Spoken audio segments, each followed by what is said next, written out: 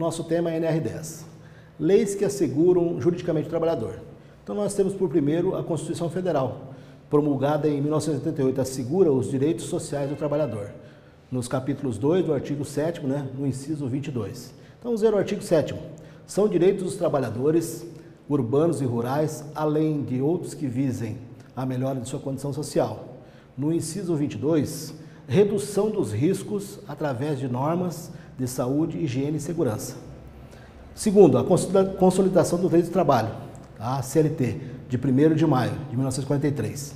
Então, o capítulo 5º, do título 2, refere-se à segurança e medicina do trabalho em sua seção 15. Terceiro, Ministério do Trabalho e Emprego. Esse órgão, ele está obrigatoriamente responsável pela realização das normas regulamentadoras. E também nós temos, por quarto, as normas regulamentadoras que são atualizadas constantemente. Ou seja, nós temos um grupo de pessoas, tripartite, ou seja, governo, empresas e empregados, para fazer um trabalho para avaliação dessas normas constantemente. Da CLT, nós buscamos lá o artigo 157. Cabe às empresas cumprir e fazer cumprir as normas de segurança e medicina do trabalho. Instruir os empregados, através de ordens de serviço, quanto às precauções a tomar no sentido de evitar acidentes do trabalho ou doenças ocupacionais. Então vejam só, as empresas são responsáveis por essa atitude, ou seja, elas têm que fornecer todos os equipamentos e todos os cursos necessários para que o trabalhador execute a sua tarefa sem se acidentar. As leis que nós falamos da CLT aí, nós temos o artigo 158. Esta cabe aos empregados observar as normas de segurança e medicina do trabalho, inclusive as instruções que foram vistas no item 2, do artigo anterior. Então, ou seja, o patrão vai fornecer todos os equipamentos, todos os procedimentos, e o empregado vai ter que acatar todas essas condições. Vejam só que importante aqui, parágrafo único. Constitui ato faltoso do empregado a recusa injustificada da observância das instruções expedidas pelo empregador. Se o empregador faz um procedimento, dita uma norma para que seja estabelecido, para que evite o risco de acidente, para que não tenhamos o acidente, e o empregado se recusa a adotá-la, ele está incorrendo num ato faltoso. Outro ato faltoso, o não uso de equipamentos de segurança. O empregador tem a obrigação de fornecer todos os EPIs gratuitamente e o empregado tem como obrigação usá-los adequadamente para toda e qualquer tarefa for realizar. Então, aí nós vimos a parte da legislação em que determina a questão dos trabalhos dos trabalhadores. Nós fizemos uma análise, um levantamento, um relatório das estatísticas com respeito aos acidentes no setor elétrico brasileiro. Então, nós temos lá no setor elétrico brasileiro que a cada um acidente nas concessionárias, nós temos praticamente 11 acidentes com contratada e 44 acidentes na sociedade. Isso é um dado alarmante, porque vejam só uma coisa, eu tenho um acidente na concessionária, tenho 11 nas empreiteiras, nas empresas que trabalham junto com essa concessionária, e na comunidade eu tenho 44. E nós vamos ver logo a seguir que nós temos responsabilidade desde o fornecimento, desde a geração, a transmissão, a distribuição e até o consumidor. A responsabilidade dessa energia é nossa. Então esse é um dado muito alarmante. Agora nós vamos verificar na NR10 o acidente do trabalho. O acidente do trabalho nós temos lá risco de instalações elétricas. Então o choque elétrico, nós temos os seus mecanismos e o seu efeito. Então nós temos aí no choque elétrico, nós temos o choque estático, que são no caso aí choque, que você tem equipamentos que têm essa energia estática, ou seja, está acumulada ali, está parada, e tem o choque dinâmico, que no caso são as redes de distribuição e redes de transmissão também. E o choque por descarga atmosférica. Então esse aí é um meio natural, Descarga atmosférica é da natureza, nós não temos como prever e nem como barrar.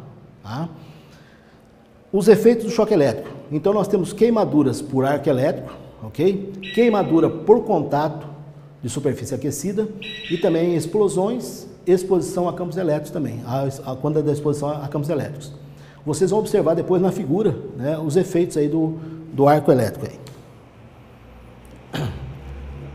Vejam só, a NR10, no seu item 10.1.1, Requisitos e condições mínimas, objetivando a implementação de medidas de controle e sistemas de preventivos de forma a garantir a saúde e a segurança dos trabalhadores. Então, veja só, a NR10 ela já preconiza o mínimo que as empresas devem fazer. Esse é o mínimo que tem que ser feito para que o trabalhador possa trabalhar com segurança. Tudo que for feito a mais será bem-vindo, mas ela já estabelece aquilo para quê? Para evitar que as empresas trabalhem, né, de uma maneira totalmente diferente. Então não, esse é o mínimo. Então todo mundo está trabalhando nessa faixa e aí nós temos coisas a mais, às vezes em algumas empresas. Então nós temos, como falamos para vocês antes ali na questão do cuidado com a eletricidade, então veja só, essas fases de geração são aplicadas na fase de geração, da transmissão, distribuição, tá, e consumo. E também temos essa responsabilidade nas etapas do projeto, na parte de construção, montagem, operação e manutenção das instalações elétricas. Então isso aí é responsabilidade ainda das empresas concessionárias. Nesse mesmo tópico da NR10, nós vamos falar sobre primeiros socorros. Então, o salvamento da vítima de choque elétrico. É necessária a aplicação de técnicas de primeiros socorros imediatamente após o ocorrido o acidente, visto que o tempo é fundamental para a reanimação do acidentado.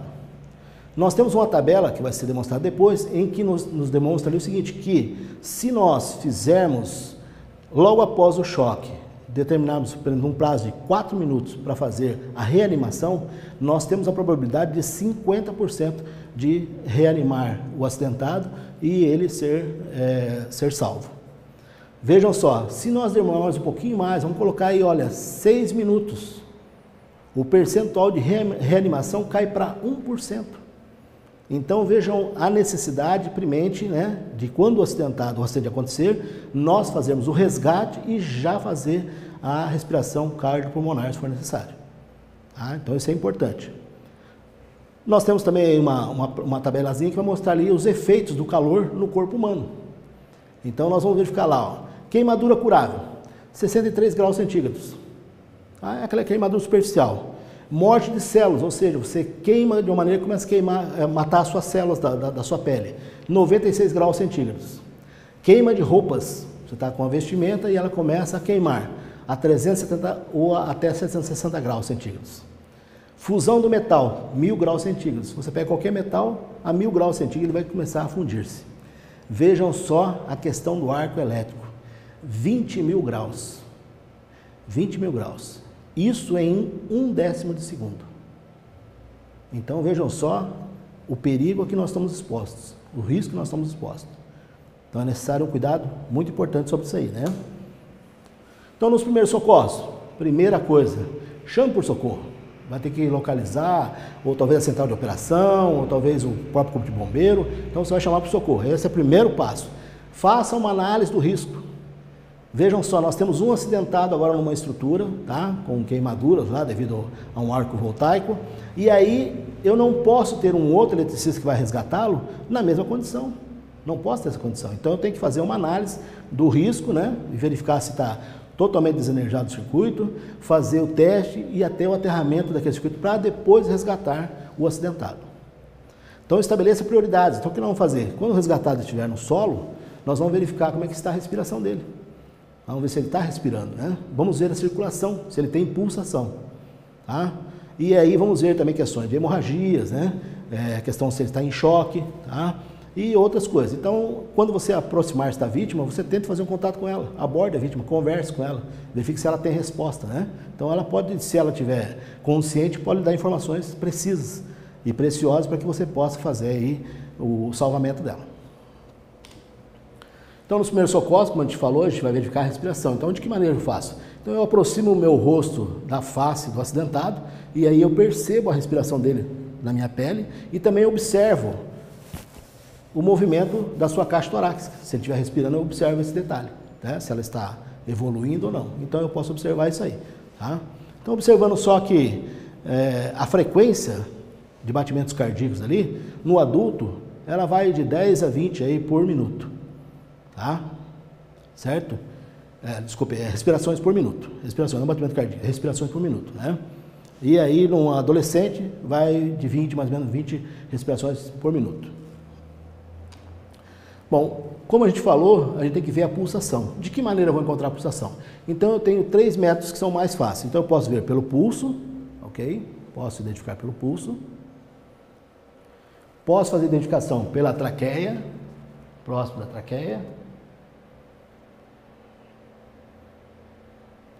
E também posso fazer através de uma veia que temos no braço aqui, braquial. Então nós temos uma veia aqui no braço que eu posso verificar a pulsação através dessa veia também. São os pontos de identificação das pulsações. Okay? Quando eu me aproximar do acidentado, eu vou verificar se as vias aéreas estão obstruídas. Tá? Ele pode ter, né, sorvido líquido, né, no seu pulmão, ele pode ter algum objeto, alguma sujeira na sua boca, então eu vou fazer a verificação disso aí. De que maneira? Vou ter que abrir a boca do acidentado, né, para poder verificar. Então nós temos 2 formas ali. Então nós vamos ter que fazer o quê? De uma maneira, você vai fazer um movimento aqui na mandíbula da pessoa, né, e vai movimentar com que ela faça o jogo da cabeça para trás, né, então ela vai jogar a cabeça para trás e vai abrir a mandíbula. Ou de uma outra maneira, eu vou pôr a mão na testa dele, apoiando aqui a cervical, né, e vou apoiar e vou levar atrás. E daí faço a abertura da mandíbula. E verifique se tem alguma coisa obstruindo a respiração da pessoa. Na questão do primeiro socorro, o importante é a gente observar. Para a massagem cardiorrespiratória, nós temos que fazer 2 insuflações a cada 30 compressões. Então, nós temos 2 insuflações de ar a cada 30 compressões. Tá? Isso está no protocolo atual. Está se prevendo uma mudança, mas o atual é isso aí. Então, 2 compressões a cada 2 insuflações a cada 30 compressões. E isso indeterminadamente. Eu posso fazer 2 minutos e parar? Não. Você vai fazendo essa massagem, essa respiração, até que chegue realmente um socorro adequado, ou seja, o bombeiro, alguma coisa assim, para ele dar continuidade a esse processo. Você iniciou ele, você não pode pará-lo. Tá? Então, observar bem que nós temos aqui o osso que a gente diz que é o externo, tá? Então eu vou colocar aqui 2 dedos, né, acima do osso externo, e aqui vai ser a posição onde eu vou colocar praticamente o meu pulso aqui, o meu punho aqui em cima dele, para poder fazer a compressão. Então eu vou fazer esse movimento aqui, vou colocar minha mão em cima e vou comprimir o tórax do acidentado, para que ele possa, tá, fazer a pressão em cima do coração, voltando ao batimento cardíaco. Ok? No NR10, nós também temos aí contemplado a questão do combate a incêndio. Então nós temos lá no item 10.12.4 que os trabalhadores autorizados devem estar aptos a manusear e operar equipamentos de prevenção e combate a incêndio existentes nas instalações elétricas. Mas instalações elétricas, nós temos lá extintores? Temos, tá? Em várias situações. Nós temos a instalação elétrica onde? Nós temos subestações, onde nós temos lá transformadores com grandes tanques de óleos, temos religadores, disjuntores com óleo também dentro, que podem vir a incendiar. Aí há a necessidade do uso do extintor de incêndio. Nós também temos trabalhos, né, em energia elétrica em subterrâneas, em que pode haver explosão no transformador, causando incêndio e havendo a necessidade do uso do extintor de incêndio também. Tá? Então nós vamos observar aí a questão do uso do extintor de incêndio. Então nós temos aí um detalhezinho com respeito ao fogo. O fogo é uma reação química controlada pelo homem, que produz luz e calor. Então o homem controla. A partir do momento que ela foge ao controle do homem, passa a ser um incêndio. Então ele tem que debelar isso aí agora. Então veja, no primeiro momento eu faço o fogo, né, uma reação normal, que eu preciso para fazer luz e calor, mas de repente um momento ele extrapola isso. Então daí eu tenho que fazer a extinção dele. E nós vamos ver mais à frente as formas de extingui-lo. Então, observando sempre que no incêndio nós temos lá o triângulo, tá? O triângulo do fogo, que nós temos combustível, comburente e calor. Combustível, nós temos madeira, papel, gasolina, plásticos, tecidos. Esse é o combustível. Comburente, oxigênio. Então, o oxigênio, no mínimo de 13%, ele vai ser o comburente, ou seja, ele é uma parte do triângulo do fogo. E para que esse triângulo se feche, nós precisamos ter uma fagulha. Pode ser uma fagulha elétrica, pode ser uma fagulha de um palito de fósforo, uma fagulha de um cigarro. Então, vai depender da situação em que for feita essa fagulha, vai haver aí, no caso, a explosão, né, do produto a ser queimado e aí sim, debelado o incêndio. Então, esse aí, se você tiver maneira de retirar qualquer um desses três, você praticamente extingue o incêndio. Vamos lá, estamos com incêndio, né? Temos o combustível, que é madeira, papel, gasolina, plástico e tecido. Se eu retirar todos esses produtos, não tem mais o que queimar. Se eu continuo deixando ali o combustível, né, que são madeira, e tiro o comburente, que é o oxigênio, ou seja, eu faço com que saia todo o oxigênio daquele espaço, o incêndio está debelado também. Então, esse triângulo do fogo ele é importante por isso. Para quê? Para que você saiba que você pode acabar com o incêndio dessa maneira, tirando uma dessas componentes aí. O importante do combate a incêndio, os primeiros 5 minutos valem mais do que as próximas 5 horas. Então, aquele inicial em que está começando o fogo, ele é importante porque depois que ele começar realmente a tomar conta, aí só realmente com uma equipe profissional, né, e já com outros equipamentos para dar combate a esse incêndio e acabar debelando ele. No combate a incêndio, nós vamos ver aí que no caso, como ele é um combate a princípio de incêndio, nós temos equipamentos portáteis, ou seja, extintores portáteis que são manuais, né? E temos um que é com uma carretinha, que ele é um pouquinho maior. Se você tiver uma área um pouquinho maior para fazer um ataque ao incêndio, então lá nesse local vai ter uma carretinha com um dispositivo com uma capacidade maior de produto, ou seja, o pó químico, ou seja, o gás carbônico, ou seja, a água. Então você vai ter isso aí, esse dispositivo. Então nós temos lá o combate ao incêndio. Dos extintores é interessante a gente verificar o seguinte, tem que ser de fácil visualização. O extintor não pode estar escondido. Atrás daquela porta, lá atrás daquele armário, nós temos o extintor, não pode ser assim. Então nós temos que ter fácil acesso a ele também. Não pode ter nada na frente. Coloca lá uma série de cadeiras, armários, né? E o extintor está no fundo lá, né? Quer dizer, não tem como atendê-lo. Tem que estar sinalizado. No solo ou na própria parede tem que ter a sinalização dizendo, olha, aqui tem um equipamento extintor de incêndio. Okay? Então não pode ser em escadas e também não deve ser em cobertos, né? Como eu falei antes, não pode ser, né, ficar atrás de algum móvel, né?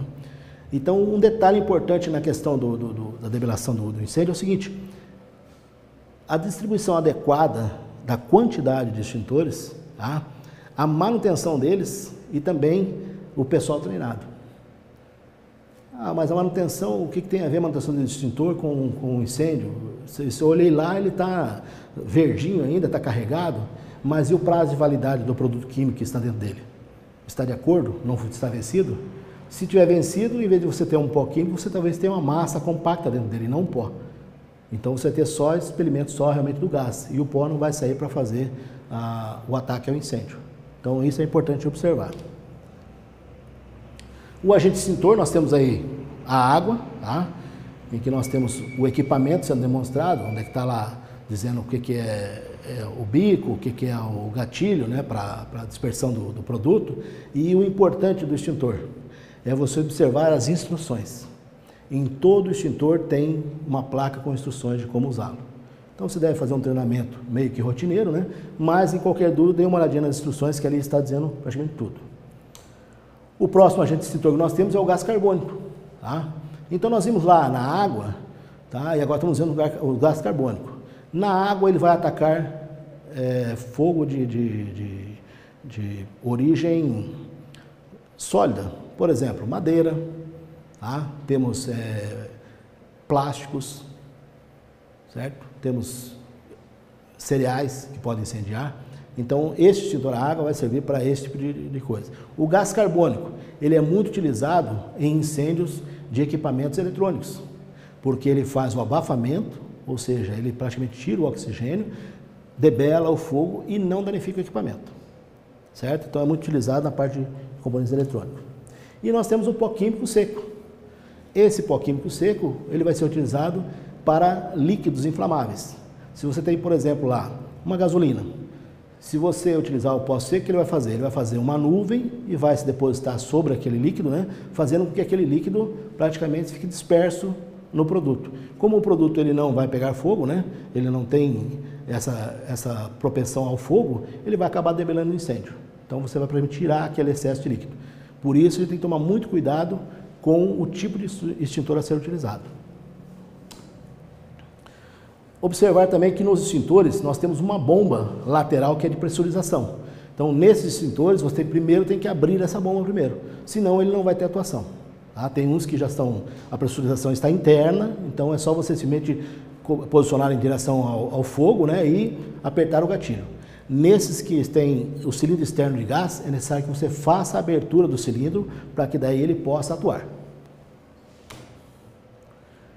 Então, nós falamos do combate a incêndio, aí colocamos lá que o classe A, né, que seria aquele lá o tipo água, né, então ele deixa que resíduos, tecido, papel, né, madeira, borracha e plástico, né. O B, que é que nós usamos lá o extintor, né, que é pó químico, líquidos inflamáveis, né, então ele só queima na superfície, né, os gases liberados, né, então a gente usa aí o pó químico. E equipamentos elétricos, que é eletrônicos, energizados, que é o gás carbônico, tá? Então nós temos mais uma classe D, que é para metais pirofóricos e magnésio, titânio, essas coisas todas. Então a queima de metais. Na extinção do incêndio nós temos algumas etapas, alguns tipos de extinção de incêndio. Então nós temos o resfriamento. O que é o resfriamento? Então consiste, né, em baixar a temperatura do fogo, o calor, do local em que se encontra. Então, exemplo ali, eu usar um extintor de CO2, de água, né, de água. Você vai usar água, então você tem madeira queimando, você vai resfriando aquela madeira, né, fazendo com que ela fique encharcada e resfria e acaba extinguindo o fogo. No próximo nós temos ali, que nós comentamos no começo lá, a retirada de material. Então, se eu tenho um fogo ali, né, se propagando, eu retiro o material à sua volta, ele vai queimar só aquele que já estava incendiando.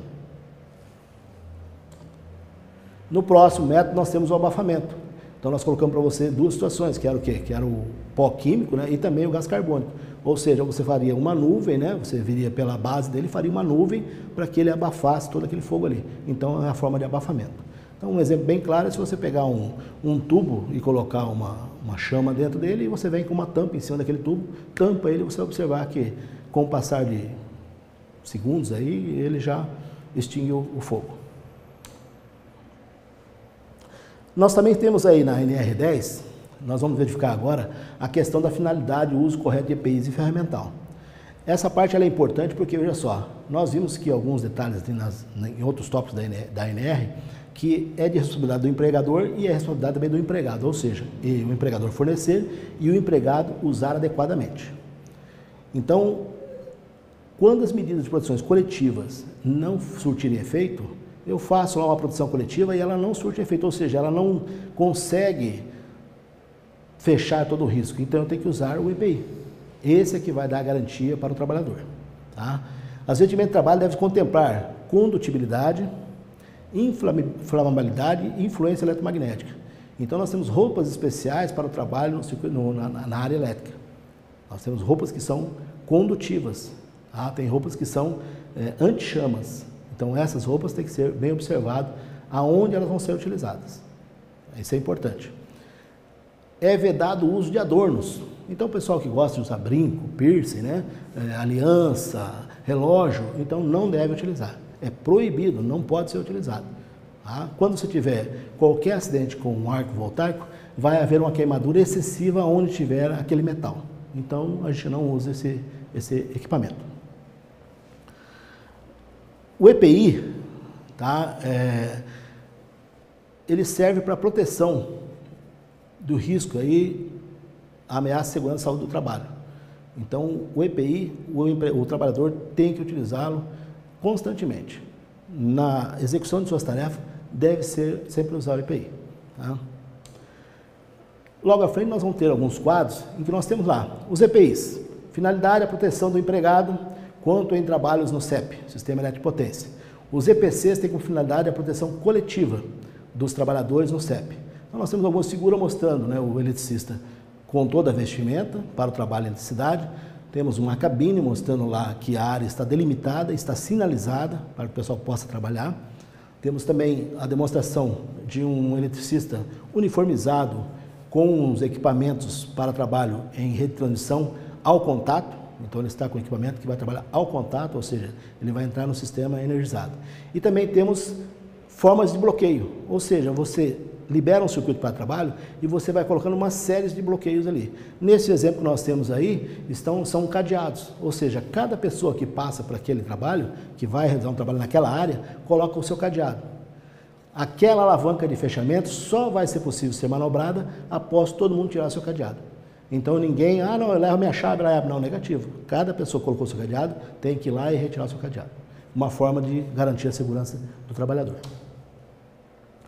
Outros equipamentos nós temos barreiras, tá? Ou seja, nós vimos lá em alguns tópicos aí da NR10 a questão da distância de segurança.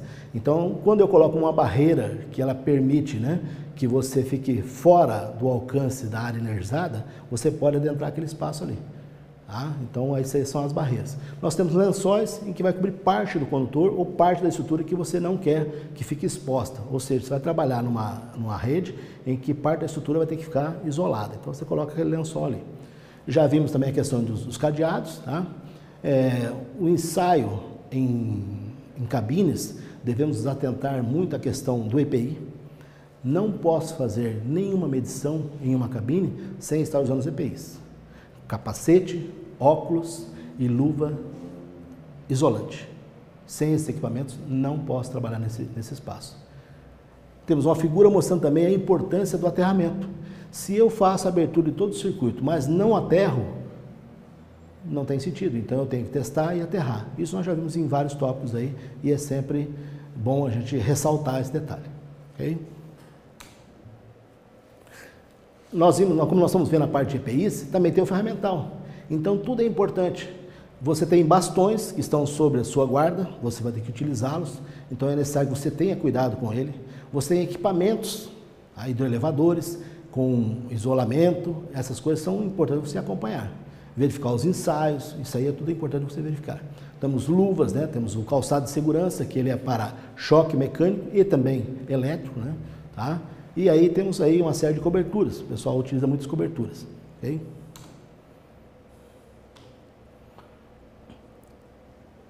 Vamos observar na figura do uso do hidroelevador que o nosso eletricista está totalmente paramentado, ou seja, com todos os EPIs, e você vai verificar que ele está clipado com um talabarte ao acessório, ao equipamento.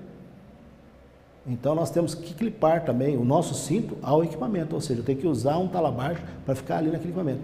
Por que isso aí? No movimento do equipamento, eu posso ter o giro da caçamba e ela vai fazer com que o eletricista escorregue de dentro dela. Ela começa a girar e ele não tem comando às vezes dela e ela começa a girar e ele vai escorregar. Então, esse cinto vai fazer com que ele fique suspenso caso aconteça esse acidente com o equipamento. Tá? Na próxima figura aí você vai verificar um eletricista também totalmente, né, vestido e colocado aterramento tipo curto-circuitador na baixa tensão e você observa ali a instalação do seu cinto, da corda de vida, do trava-queda, tudo conforme deve ser feito, tudo corretamente utilizado.